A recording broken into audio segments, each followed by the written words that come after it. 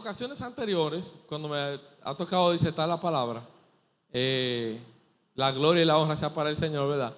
Hemos hablado acerca de dos temas que son estructurales en lo que es la vida del cristiano, en lo que es la vida de la iglesia, en lo que es el cuerpo de Cristo. Uno de ellos es la identidad. La identidad. ¿Ustedes saben qué somos nosotros en Cristo? ¿Lo saben? ¿Cuántos lo saben? ¿Qué somos? Somos hijos de Dios. Amén. Aleluya. Veo que lo saben. También hacíamos énfasis en otro tema que también es estructural, que tiene que ver con el propósito de Dios en cada una de nuestras vidas. O sea, el que usted sea salvo no es para que usted se goce con la salvación allá tranquilo en su casa. Wow, qué bueno, soy salvo. Dios me ha destinado para un propósito tremendo, yo soy salvo. Y estoy aquí tranquilo en mi casa porque soy salvo. No, no es para eso, no es para que usted se goce solo. Es para usted cumplir con un propósito que Dios determinó desde antes de la fundación del mundo. Diga conmigo, Dios determinó un propósito para mí desde antes de formar los cielos y la tierra. ¿No es maravilloso eso? Aleluya, gloria a Dios. Muchos piensan que la identidad del cristiano, la identidad de nosotros los que creemos en el Señor, lo que hemos entregado en nuestra vida al Señor, está supeditada simplemente a eso, ¿verdad? Que se nos llame cristiano. Porque cuando usted le pregunta ¿quién tú eres? Bueno, usted dice, bueno, yo soy hijo de fulano, soy hijo de perencejo, soy el esposo de fulano, y esa es parte de nuestra identidad. Pero en Cristo tenemos una identidad. Y lo que somos en Cristo, que ya lo hemos dicho anteriormente, es que somos hijos de Dios. Nosotros somos cristianos, nosotros venimos al culto, nosotros nos gozamos, ¿verdad? Cuando le damos una palabra a alguien, hacemos muchas cosas. Somos esposos, muchos de nosotros, somos hijos, todos somos hijos, de alguien somos hijos. Quizás no todos somos padres, pero sí somos todos hijos. Y todo eso es parte de nuestra identidad, pero cuando se habla de la identidad del creyente, de la identidad del cristiano, se está hablando específicamente de lo que somos en Él. Y en Él somos, ya ustedes lo decían, ya lo saben, somos hijos de Dios. Mediante la obra de Cristo, consumada en la cruz del Calvario, ese sacrificio que hizo Cristo, es que hemos recibido ese galardón. Es que hemos recibido ese premio que no lo cosechamos nosotros, no lo trabajamos nosotros, no lo sembramos nosotros. Cristo hizo todo eso. Entonces nosotros hemos cosechado esta bendición de poder ser hechos. La palabra dice no llamados, no. En un momento de la historia a los primeros discípulos, a los primeros creyentes, se les llamó cristianos. Se les llamó. Se les decía que eran cristianos. El mundo decía que eran cristianos, ¿verdad? El mundo decía que Jesucristo era un profeta, que era quizás Juan que resucitó y muchas otras cosas. Pero cuando habla de nosotros los hijos de Dios, cuando somos injertados en el propósito de Dios a través de Cristo, habla de que nosotros somos hechos. Diga conmigo, hechos. Hemos sido hechos hijos de Dios, portadores de una naturaleza ya diferente. Y esto tiene más poder porque no es simplemente cosas que hacemos, sino algo que está dentro de nosotros en nuestra identidad.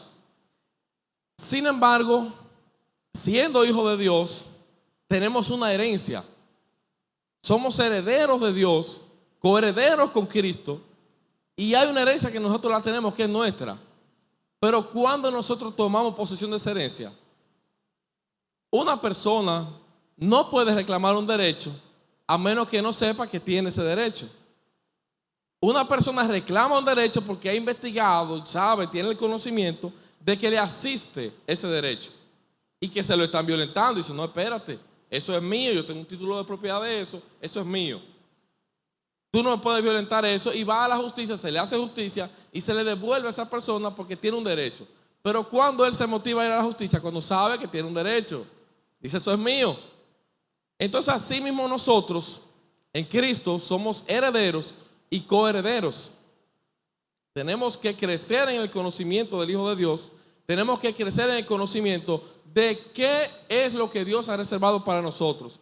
¿Cuál es la herencia que tenemos nosotros los santos para que podamos a través de esa herencia asumirla, tomarla y tomar posesión de ellas? Porque muchas veces nosotros los cristianos, nosotros los hijos de Dios, somos un poco tímidos. Y quizá en alguna conversación, inconscientemente, no le damos la envergadura, el alcance, el tamaño que tiene la palabra del evangelio cuando estamos quizá hablando con alguien. El evangelio es poder. Diga conmigo, el evangelio es poder. Aleluya. En Efesios 4:11 dice la palabra de Dios. Lo pueden buscar, lo que esté en su Biblia. Y los que tienen sus celulares también, que ahí está la Biblia. Para tomar posesión de la herencia tenemos que ser conocedores de esa herencia. Y en Efesios 4:11 nos da una indicación clara acerca de esas cosas. Y la palabra de Dios dice, y Él mismo, ¿cómo es que dice? ¿Quién? Él mismo. ¿Y Él mismo quién? Jesús.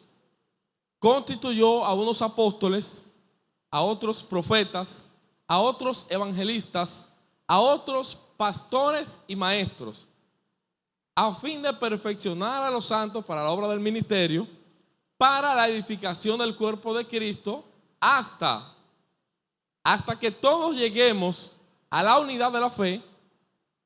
Y ese hasta va también para la próxima declaración. Hasta que todos lleguemos a la unidad del conocimiento del Hijo de Dios, a un varón perfecto, a la medida de la estatura de la plenitud de Cristo. ¿No es maravilloso esto? Dios se toma todo el tiempo y la iglesia fue parida en el Calvario. Allí nace la iglesia. Y Dios se toma todo este tiempo, se toma todo el sacrificio, se toma toda la Biblia para presentar el preámbulo de la iglesia, para anunciar en lo adelante lo que sería la iglesia, de cómo sería la iglesia y quiénes serían los integrantes de la iglesia.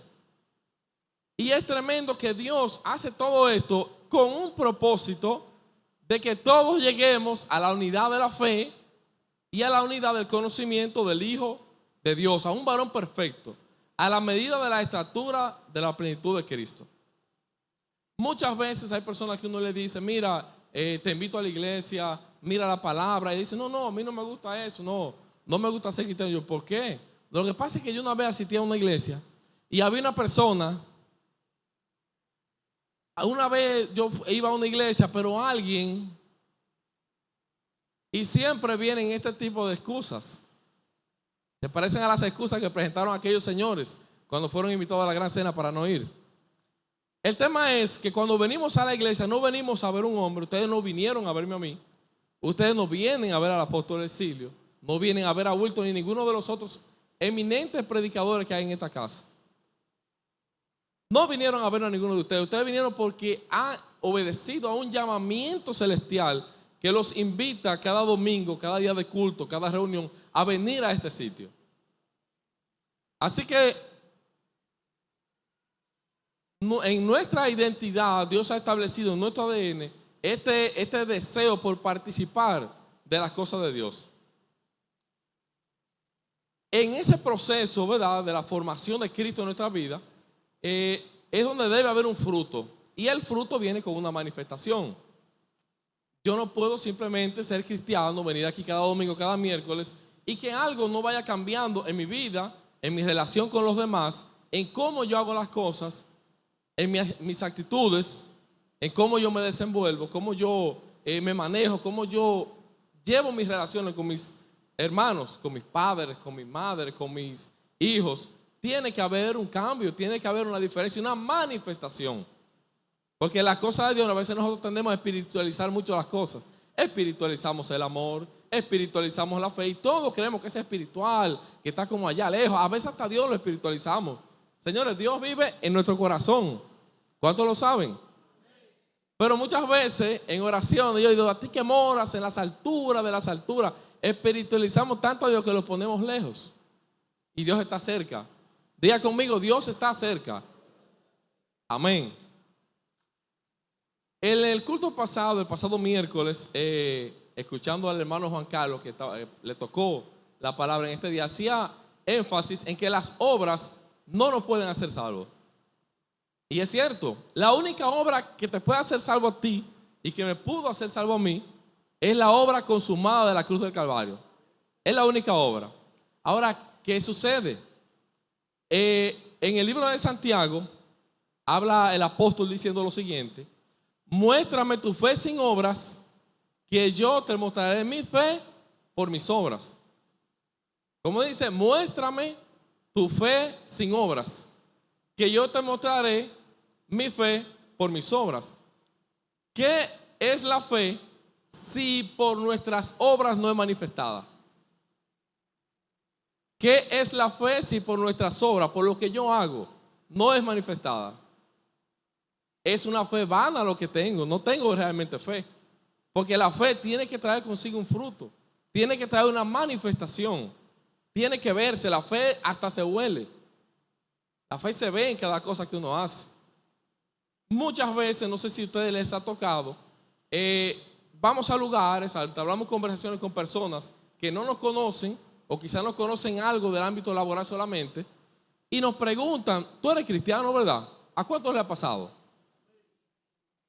Nos lo preguntan y le hemos anunciado que somos cristianos. Les hemos anunciado que nos congregamos en una iglesia. No le hemos dicho nada de eso. Ni siquiera le hemos dicho lo que hacemos en nuestro diario vivir, si leemos la Biblia, si oramos, nada de eso se lo decimos. Pero la persona se inquieta, ve lo que hacemos, ve la gloria que hay depositada en nosotros y dice: wow, tú eres cristiano, y nos lo preguntan. Es por esa manifestación de gloria que se hace manifiesta cuando nosotros vivimos en la palabra de Dios. De manera que la fe es más que un concepto abstracto o invisible o irreal, o que no se ve, o que está lejos, que usted no sabe cómo decir: bueno, esta es mi fe. Es acción. La fe es acción, es la manifestación del día a día en todas las cosas que usted puede hacer.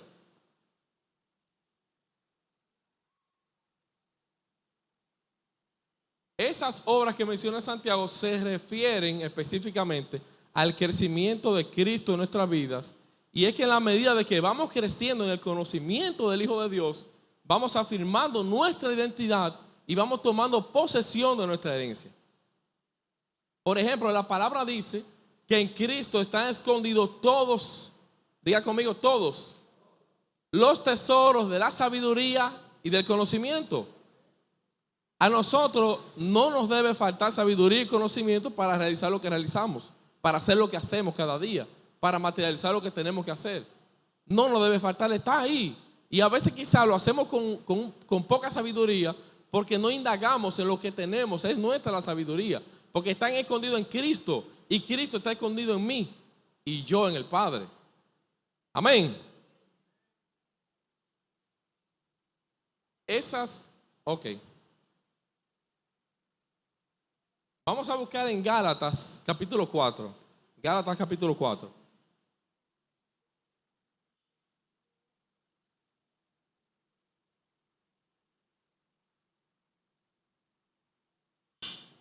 Aleluya. Gálatas 4, versículos del 1 al 4. Y dice el apóstol Pablo en su epístola a los Gálatas: pero también digo, entre tanto que el heredero es niño, en nada difiere del esclavo, aunque es señor de todo, sino que está bajo tutores y curadores hasta el tiempo señalado por el Padre. Así también nosotros, cuando éramos niños, estábamos en esclavitud bajo los rudimentos del mundo, pero cuando vino el cumplimiento del tiempo, Dios envió a su Hijo, nacido de mujer y nacido bajo la ley, para que redimiese a los que estaban bajo la ley, a fin de que recibiésemos la adopción de hijos. Esta es otra palabra más que nos afirma, ¿verdad? Como hijos de Dios. Dice que a través de Cristo, cuando Él envió, recibimos esa adopción de hijos. Amén. Si creemos en el nombre de Jesús y le aceptamos como suficiente Salvador, como hemos hecho casi todo lo que estamos aquí, ¿hay alguna persona nueva hoy en este lugar que no haya recibido al Señor? ¿Lo hay? ¿Alguien que no haya recibido a Cristo en su vida en este lugar hoy? Somos todos de la casa. Todos hemos hecho esta declaración de fe. Hemos recibido al Señor como nuestro único y suficiente Salvador. Y en Él, a través de la salvación, tenemos una herencia. Tenemos primero identidad y luego tenemos una herencia. Y para disfrutar de esa herencia debemos crecer en el conocimiento del Hijo de Dios. Vamos a buscar en Timoteo capítulo 2, versículos del 1 al 7. Dios no se conforma con el solo hecho de darnos identidad. También Dios nos equipa para que podamos realizar, materializar su propósito. Y en Timoteo capítulo 1, versículo 7, excúsenme. Segunda de Timoteo, capítulo 1, versículo 7, dice: porque no nos ha dado Dios espíritu de cobardía, sino de poder, de amor y dominio propio. ¿Qué es lo que Dios no nos ha dado? Espíritu de cobardía. La cobardía es una palabra griega que se lee deleia y que significa ser tímido, tener miedo, tener temor, ser cobarde. Amén. Pero no nos ha dado Dios espíritu de cobardía. Pero que sí nos ha dado, y lo dice la Biblia, y a veces tenemos que hacer énfasis en poder leer la palabra, ¿verdad?, en su contexto, verla completa, analizarla, interiorizarla, para que pueda hacer morada en nuestro corazón. Dice la palabra: pero no nos ha dado Dios espíritu de cobardía, sino de poder. O sea que sí nos ha dado Dios espíritu de poder, espíritu de amor y espíritu de dominio propio. ¿Usted quiere más equipaje que ese? ¿Usted quiere más equipamiento para poder hacer la obra de Dios que este? Dios nos ha dado más, pero con esto uno lo analiza y se da cuenta que nos ha dado espíritu de poder. ¿Para qué nos ha dado espíritu de poder? Para que vivamos sabiendo que nuestro Padre es todopoderoso, que no hay nada más grande ni que esté por encima de Él, y que nada sucede sin que Él lo permita. Y a veces ocurren cosas en nuestras vidas, a veces se nos presentan situaciones diversas que nosotros decimos: wow, pero esto que me está pasando, ¿por qué? ¿Qué yo hice? Y a veces quizás no está en lo que usted hizo, a veces está en las cosas que Dios permite en su vida para poder moldear el carácter de Cristo en su vida. ¿Qué hizo Pedro, por ejemplo, para que fuera zarandeado como trigo? Como bien lo dice la palabra, no hizo nada, era parte del proceso del Señor.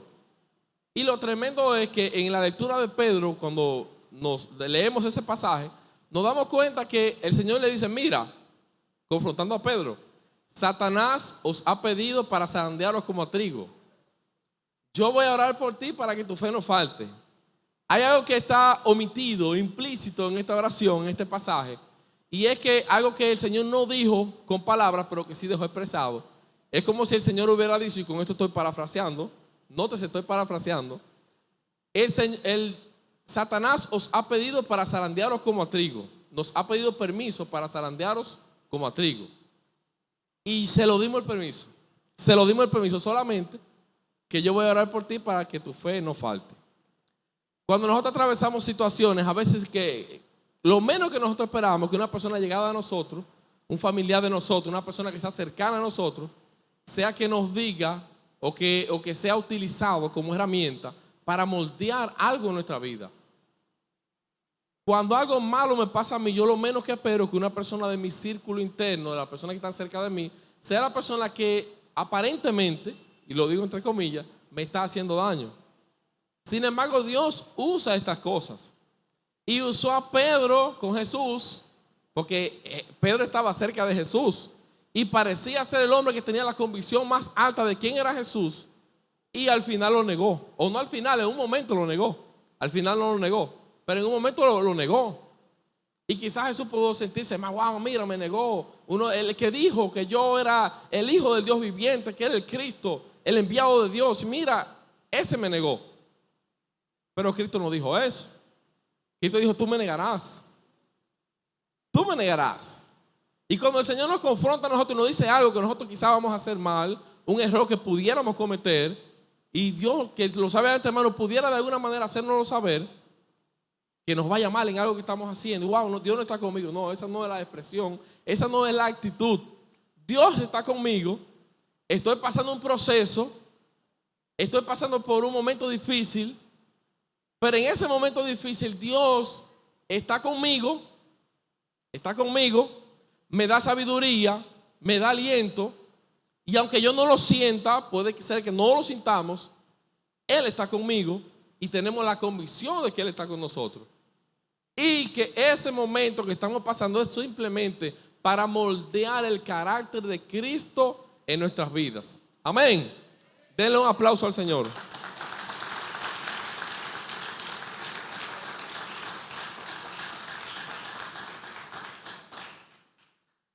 Dios nos ha dado espíritu de amor. Nos ha dado espíritu de poder, nos ha dado espíritu de amor. Digan conmigo, amor. Nos ha dado espíritu de amor. Nos ha dado espíritu de amor por la sencilla razón de que el amor es la esencia de Dios. Sin amor, Dios no es. Porque la definición de Dios, cuando usted va a definir a Dios, ¿quién es Dios? Dios es amor. Amén. Esa es la esencia de Él. Y siendo que esa es su esencia, todo lo que Él hace, todo lo que Dios hace, lo hace en amor, lo hace por amor. Amén. Y nosotros que somos sus hijos, debemos recibir cada cosa que Dios nos da, cada oportunidad, cada momento que podemos vivir en su presencia. Y con esto no estoy diciendo solamente cuando usted ora, ¿verdad? En su presencia vivimos las 24 horas del día. ¿Cuántos lo creen? Amén. Cada momento que recibimos del Señor, cada cosa que recibimos del Señor para administrar, debemos recibirla en amor. Saber que no lo merecíamos, que no éramos dignos de recibir eso, pero que a través de Cristo sí, porque somos injertados en el Padre a través del Hijo Jesucristo y somos hechos hijos de Dios a través de Él, y ahí es que nosotros entonces merecemos, pero es todo en Cristo. Amén. Y nos ha dado, según esta escritura, espíritu de dominio propio. ¿Espíritu de qué? De dominio propio. Porque es necesario que aprendamos a dominar nuestros cuerpos, nuestros deseos y nuestras actitudes. Y cada uno de los que están aquí venció esta mañana temprano. Quizá lo ha hecho ya por hábito desde antes, pero vence, ¿verdad? Cada mañana lo bueno que es la cama, lo bueno que son las sábanas, lo calientitas que son, y vienen a cumplir o a ¿verdad? Ser partícipes. Mejor dicho, no me gusta mucho la palabra cumplir, pero el cumplir es como, bueno, yo voy, pero es para cumplir. No. Venimos aquí a ser partícipes de la reunión de los santos y hemos vencido un sinnúmero de dificultades, un sinnúmero de obstáculos para estar aquí. Y eso es parte de la manifestación de ese espíritu de dominio que Dios nos ha dado. Espíritu de dominio, porque también dice la Escritura que el que no sabe gobernar su casa, el que no ejerce dominio en su casa, ¿cómo administrará la iglesia de Dios? Y ese dominio del que habla la Biblia no es un dominio que yo soy el jefe y que todos me tienen miedo. No es ese dominio. Es que yo he recibido del Señor la actitud a través de Cristo de que yo puedo administrar las cosas. Si yo tengo un negocio, tengo que ejercer un dominio sobre los empleados, pero no un dominio como que yo estoy allá, que soy el más grande, más inteligente, que soy el que más sabe, el jefe. No es ese dominio. Es un dominio que ayude a cada persona que está a mi lado, a cada persona que está por debajo, ¿verdad?, de mí, en un organigrama de la empresa o en lo que es la dirección de la familia, a cumplir cada uno con su meta y con su propósito, a descubrir cuál es su asignación, por así decirlo, en cada una de las cosas que se nos presentan cada día. Para poder ejercer la obra de Dios y caminar en su propósito, hay otra cosa que el Señor nos ha dado. El Señor es tan dadivoso, es tan bueno, que siempre vive dándonos cosas y regalándonos cosas. Y aquí, según la palabra, vamos a estar viendo que Dios nos ha dado no solamente espíritu de poder, no solamente espíritu de amor, no solamente espíritu de dominio propio, sino que también nos ha hecho partícipes de su naturaleza divina. Y esto es glorioso. Amén. Vamos a verlo en el libro 2 de Pedro, capítulo 1, versículo 4. 2 de Pedro, versículo 1, capítulo 1, versículo 4.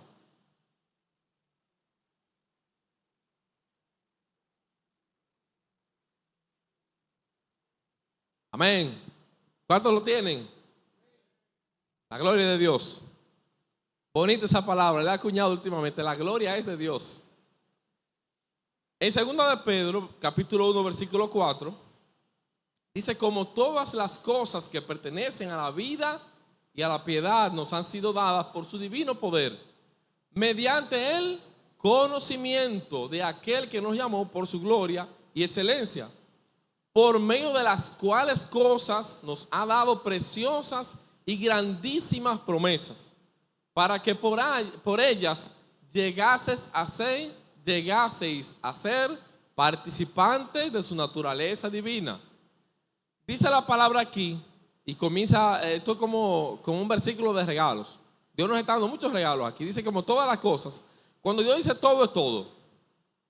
Ahora el hombre se ha inventado que para yo referirme a un público como ustedes, por ejemplo, tengo que decir todos y todas. Y tengo que decir ellos y ellas. Pero Dios no es como nosotros. Cuando Dios dice una palabra, esa palabra es firme, esa palabra es fuerte y esa palabra es inclusiva. Cuando Dios dice todos, están todos. Si yo digo todos los que están aquí, ¿quién se siente excluido? Nadie puede sentirse excluido porque son todos los que están aquí. Y aquí dice la palabra que Dios dice como todas las cosas que pertenecen a la vida y a la piedad. Todas. ¿Qué pertenece a la vida? Las bendiciones. La palabra de Dios pertenece a la vida, es la vida. Jesús es la vida. La oración es vida, es un acto piadoso. Todas las cosas que pertenecen a la vida y a la piedad nos han sido dadas. ¿Por qué? Por su divino poder. ¿Mediante qué? Mediante el conocimiento. Para usted poder tomar la Biblia y todas las promesas que están encerradas en la Biblia, usted tiene que conocerlas. Usted tiene que saber que están ahí, leerlas y introducirlas en su corazón. Es decir, esto es mío, porque Dios me lo prometió a mí, Dios me lo dio a mí. Tenemos que escudriñar las Escrituras. Y así todas las cosas que pertenecen a la vida y a la piedad y que nos han sido dadas, entonces nosotros las reclamamos. No al enemigo, no reclamarle a Satanás, no quitarle algo que queremos que Él nos quitó, que me lo devuelva. No. Lo de nosotros no es con el enemigo. Las bendiciones suyas y la bendición mía están escondidas en Cristo. Y solamente tenemos que mencionar el nombre de Cristo y buscar en Cristo para poder alcanzar esas bendiciones que ya Dios determinó. Dios me las dio, pero yo no lo sé todavía. Y hasta que no lo sé, no lo reclamo. Amén. Y dice la palabra, ya para terminar el comentario de este versículo, por medio de las cuales nos ha dado preciosas y grandísimas promesas, para que por ellas llegaseis a ser participantes de su naturaleza divina. La manera en que yo, por ejemplo, cuando veo algo que hace alguien que no es cristiano, amén. Cuando veo que algo que alguien hace, una persona que no es cristiana, yo lo digo, wow, pero eso no fue lo más correcto que él pudo hacer. ¿Usted cree que eso sale de su naturaleza, de lo que usted era antes de Cristo? Eso que usted juzgó en ese momento. Quiero decir algo, ¿verdad? La palabra de Dios dice que nosotros juzgaremos hasta los ángeles. Usted y yo estamos para juzgar. Juzgar es discernir entre lo que está bien y lo que no está bien. Amén. Hay que ver el espíritu con que lo hacemos. ¿Qué es lo que queremos hacer? ¿Queremos edificar o queremos dañar cuando estamos juzgando? Entonces, en Dios, nosotros que hemos recibido la naturaleza de Dios, cuando juzgamos, no juzgamos para dañar. No hablamos con la persona incorrecta acerca de las cosas. Si yo veo que algo está malo en mi hijo Samuel, yo no veo donde su hermano Daniel. Mira, Daniel, tu hermano se puso un zapato de otro color y eso está malo. No. Yo voy donde Samuel, trato de que Daniel no se dé cuenta. Voy donde Samuel, mira Samuel, ¿qué pasó? Mira, ¿tú te diste cuenta? Y hablo con él personalmente. Entonces cuando hablo de juzgar, ya creo que tiene un contexto claro de lo que estoy hablando. No estoy hablando de chisme, estoy hablando de edificación. A través de juzgar edificamos. Cuando yo veo algo que hace alguien que no es cristiano, digo, wow, pero eso no estuvo bien. O sea, yo lo digo para mis adentros. Yo lo pienso en mí, eso no estuvo correcto. Y si lo voy a hablar con alguien, debe ser con esa persona. Y si lo voy a decir como testimonio, debe ser en el anonimato, sin delatar a la persona que lo hizo. Amén. Aleluya. El tema es que yo juzgo eso, si está bien o no está bien, no por mi naturaleza, no por la naturaleza de Willy Padilla, no. Yo puedo juzgar, yo puedo discernir entre lo bueno y lo malo, porque la naturaleza del Señor está depositada en mí.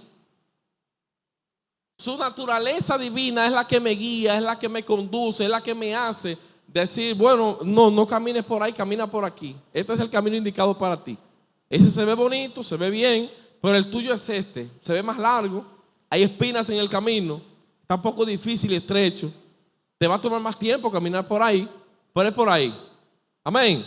Eso lo discernimos a través de ¿qué? De su naturaleza divina que está depositada en nosotros. Y así también todo lo que es el caminar del cristiano, el caminar del Hijo de Dios en la palabra, el caminar del Hijo de Dios a través de la carrera que estamos corriendo, se hace a través de que su naturaleza divina está depositada en nosotros, su Espíritu Santo nos guía y así es que podemos hacer las cosas bien. Amén. Denle un aplauso al Señor.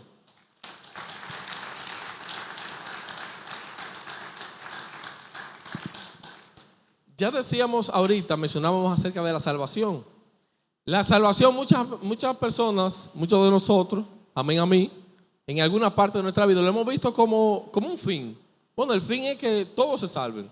El fin es que ellos se salven. Si Jesús se salva al final, bien. Pero Dios no lo ve así. Dios ve la salvación como un medio. Dios ve la salvación como ese trámite legal que Dios hizo para poder injertarte en su propósito eterno. Porque si la salvación fuera el fin, esperar a Dios los últimos 5 minutos de nuestras vidas y nos agarrar ahí, ven, te va conmigo. Y recibimos ahí al Señor. Hay personas que sí lo han hecho. Y lo han hecho y ha sido para testimonio. Hay personas, es la excepción. Pero la mayoría de nosotros debemos vivir una vida en Cristo. Debemos vivir una vida en el Señor.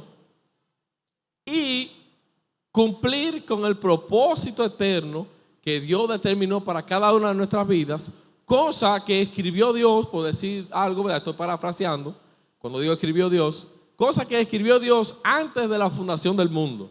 Imagínense que no existía el lunes todavía, y con el lunes vinieron todos los días de la semana, vinieron meses, años, siglos, y todo lo que conocemos como tiempo. Y antes de Dios hacer el lunes, dijo, no, yo voy a primero elaborar el plan, el diseño. Yo voy a elaborar las obras que ellos van a hacer en un futuro, dentro de 1000 años, dentro de 2000 años, 4000 años, esas obras que ellos van a hacer, yo las voy a escribir aquí, las voy a planear.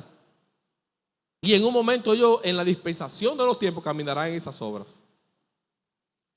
Ya para concluir, vamos a leer el libro Primera de Pedro, capítulo 2, versículos del 9 al 10. Primera epístola del apóstol San Pedro, capítulo 2, versículos del 9 al 10. Y dice aquí la palabra. ¿Cuántos lo tienen? Aleluya, lo tienen. Desde el versículo 9, mas vosotros sois linaje escogido. Diga conmigo, yo soy. Real sacerdocio, nación santa, pueblo adquirido por Dios, para que anunciéis las virtudes de aquel que os llamó de las tinieblas a su luz admirable. Vosotros que en otro tiempo no erais pueblo, pero que ahora sois pueblo de Dios, que en otro tiempo no habían alcanzado misericordia, pero ahora habéis alcanzado misericordia. Y aquí el apóstol Pedro dice esta palabra. El apóstol Pedro fue un hombre procesado en el Señor. No como muchos de nosotros, más fuerte. Haber negado al Señor fue un proceso fuerte que pasó Pedro. El más difícil de su vida. Ni siquiera la cruz a la que él fue posteriormente, que fue crucificado cabeza abajo, según datan algunos escritos históricos, ni siquiera eso fue tan fuerte. Lo fuerte para él fue haber negado al Señor.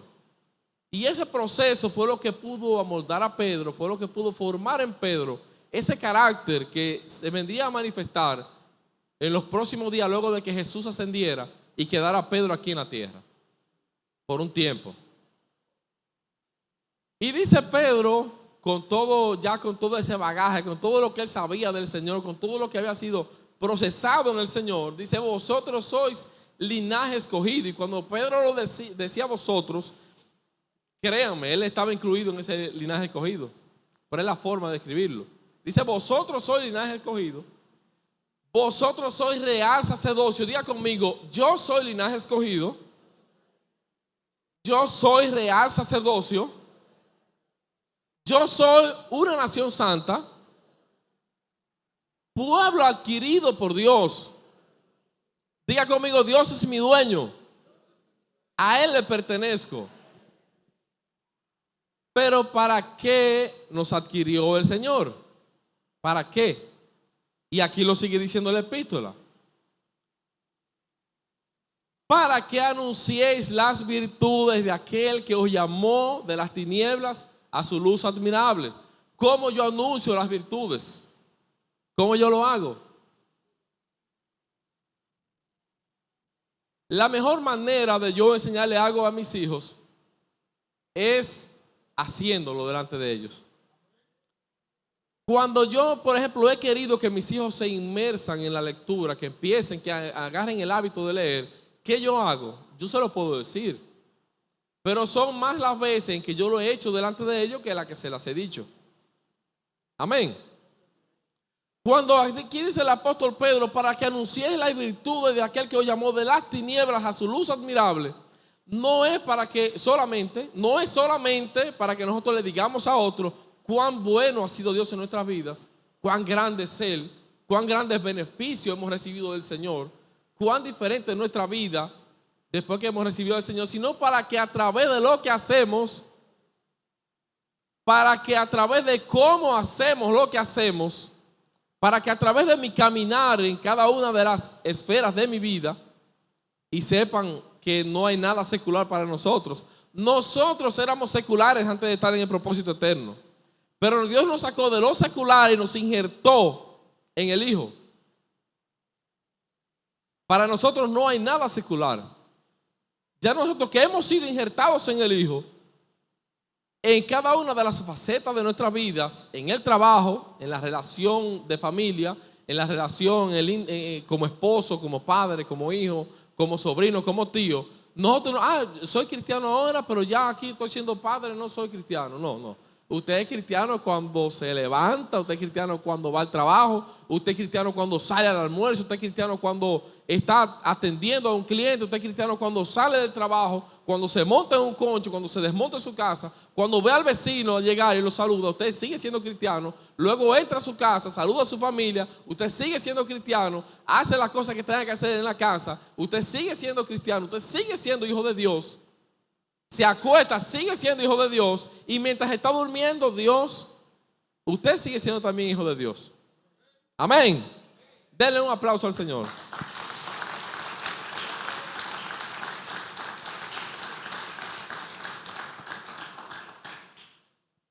Y ya esto no tienen que leerlo, se pueden ir poniendo de pie ya. No tienen que leerlo, voy a leer en Gálatas 2:20. La epístola de Gálatas fue escrita por el apóstol Pablo, que también fue procesado en el Señor. ¿Cuántos de aquí han pasado por algún proceso? Y ya voy a hacer una pregunta para que no me la respondan. Algunos de ustedes están en un proceso. Los que no están en un proceso han salido hace poco de un proceso. Y los que sienten que no han estado por mucho tiempo en un proceso van a entrar en lo próximo en un proceso. Porque esa es la vida del creyente. El apóstol Pablo fue uno de los apóstoles que también, como todos, fue procesado en el Señor. Dice la palabra que el oro se prueba por fuego para sacar su pureza, para quitarle toda la escoria y todas las impurezas. Y aquí el apóstol Pablo dice en la epístola de Gálatas: con Cristo estoy juntamente crucificado. Diga conmigo: estoy crucificado con Cristo, y ya no vivo yo, vive Cristo en mí. Y lo que ahora lo vivo en la carne, a lo que usted le llama secular a veces. Usted dice, eso es secular, ese es trabajo secular. No. Y dice la palabra, y lo que ahora vivo en la carne, lo vivo en la fe del Hijo de Dios. Amén. El cual me amó y se entregó a sí mismo por mí. Es tremendo. El apóstol Pablo llegó a ese entendimiento y lo expresó. Muchos han llegado a ese entendimiento. Los apóstoles llegaron a ese entendimiento. Pero a Pablo, ¿quién le toca expresarlo? Y expresa esta palabra: con Cristo estoy crucificado. Él dice, en la cruz de Cristo, ahí yo morí. El Willy Padilla natural murió en la cruz de Cristo. Diga conmigo, morí en la cruz de Cristo. Y con Cristo estoy juntamente crucificado porque morí. Pero ya, dice la palabra ya, ¿cuándo es ya? Ayer, mañana, ahora. Ya no vivo yo. Ya no vivo yo. ¿Y quién vive? Y la vida de Cristo, no solamente que ya no vivo yo y que vive Cristo en mí, eso es poderoso. Pero es que esta vida tiene que tener una manifestación en mi vida. Mi vida no puede ser igual. Mis actitudes no pueden ser igual. Yo tengo que ser diferente. Y aunque a veces cuesta trabajo, diga conmigo, cuesta trabajo. Tenemos defectos. Pero ya no está en nuestra naturaleza ofender a Dios. Ya no está en nuestra naturaleza el pecar. Porque fuimos engendrados en el Hijo y somos ya pertenecientes a otra naturaleza. Ya la naturaleza del viejo hombre quedó crucificada en la cruz del Calvario. Ahora hay otra naturaleza que fue depositada en mí a partir de ese momento que recibí a Cristo. Y esa naturaleza es la naturaleza divina de Dios que me conduce a hacer la voluntad de Dios, que me conduce a ser hijo de Dios. A través de esa naturaleza somos injertados en el Hijo. Somos hijos de Dios. Y esa naturaleza es la que guía nuestro proceder, nuestro caminar.